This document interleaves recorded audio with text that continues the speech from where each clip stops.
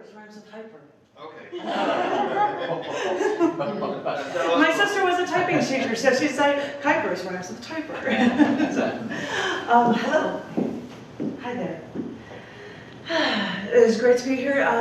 Before I say anything, Joyce mentioned having a time capsule, and I wanted to share that my parents built a retirement community, mobile home park in Southwest Florida, in Naples, and after a while they put in a thing to have a time capsule, and I was young, but I put in a poem, and it was called "The Child in the Park," and it was about going to this park, which is different from other parks. There weren't swing sets, but there was still so much life and still so much to see, and it was so wonderful to see the people there, and it was something to that effect. And I just want to share that with you because you brought up the thing,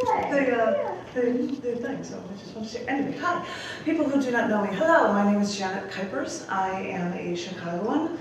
We moved here in August 2015.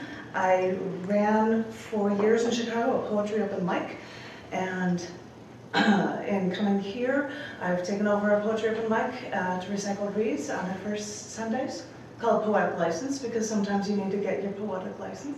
Why not? And I can't think of anything else off the top of my head to share with you. Hi, I'm a Cancer. I took you a sign. Everybody, well, I'll get to that later.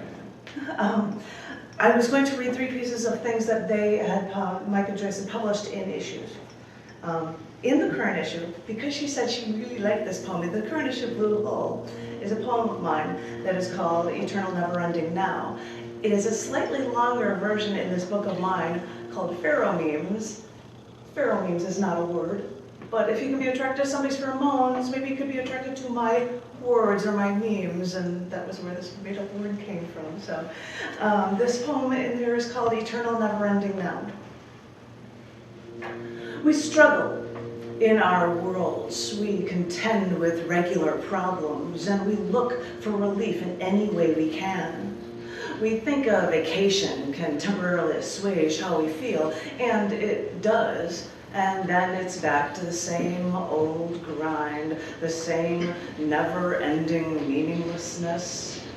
I know it's hard. I know it seems hopeless. But I want to ask you, can you take a moment, can you pause and think of a time in your life, any time, when you felt at peace? It may have seemed a lifetime ago. Maybe it was at a beach at sundown, listening to the waves crashing. Maybe it was sitting along a mountainside and watching the little cars driving down the little roads below. Maybe it was jumping in a vat of soybeans when the farmer said, "Go ahead and look around the farm." And all you could smell was fresh wheat and the dew of all the lush greens around you. I won't even bring up references to bubble baths or baseball games. Just think of something that works for you and remember it.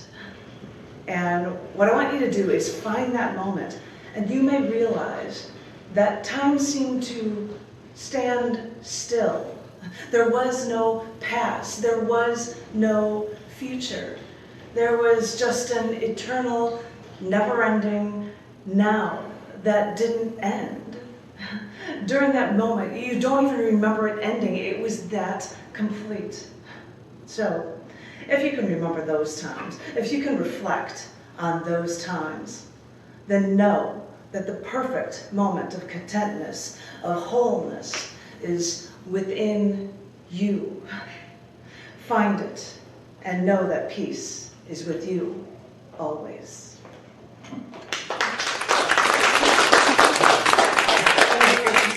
Change of gears, and this is why I put this one in the middle. This was a poem that was accepted in the Enigmatis in 2016.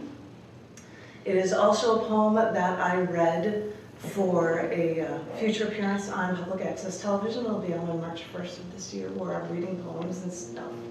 And because of that, it is in a Chapel Fair collection book of stuff from CC&D magazine. This big old massive volume. I'm just going to pick out a little poem from here called Among the Debris.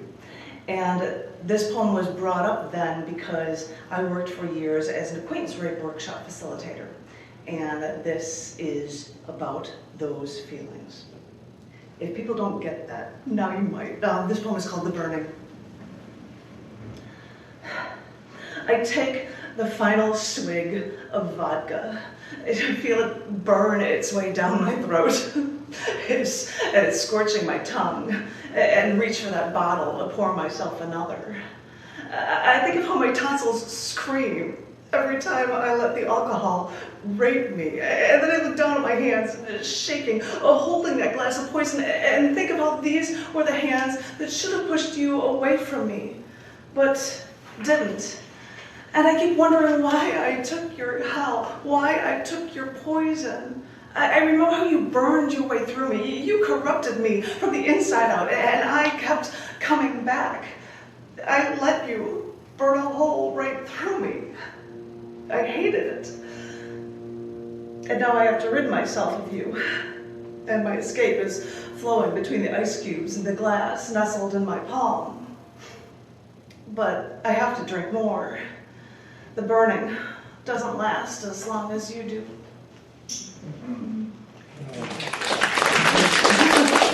Down in the middle.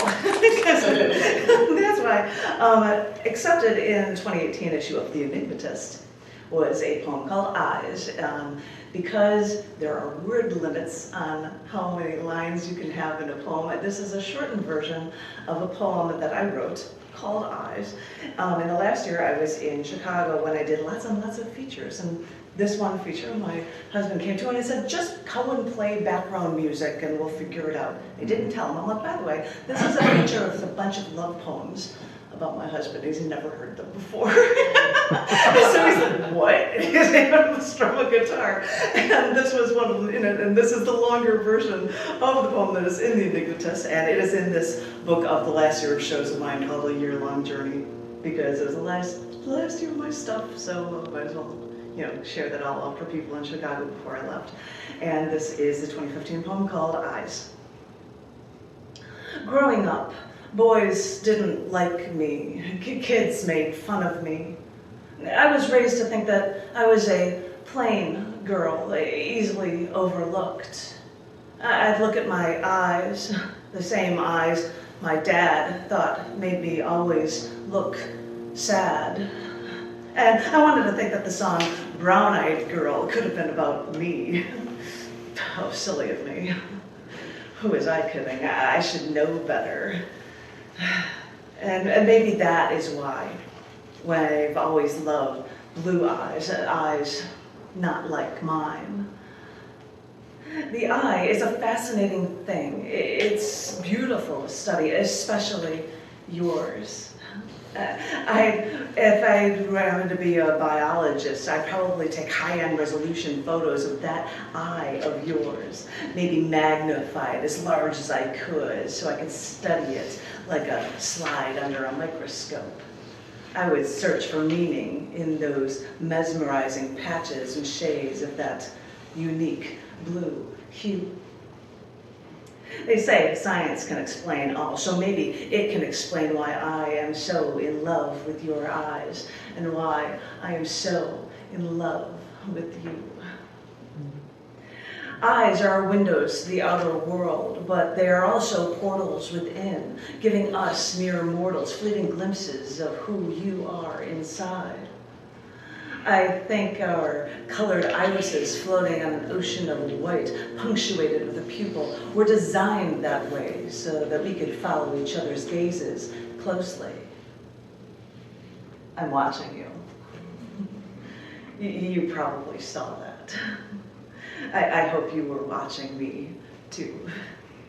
Because scientists have studied the crypts, pigments, and dots in those furrows of the eye.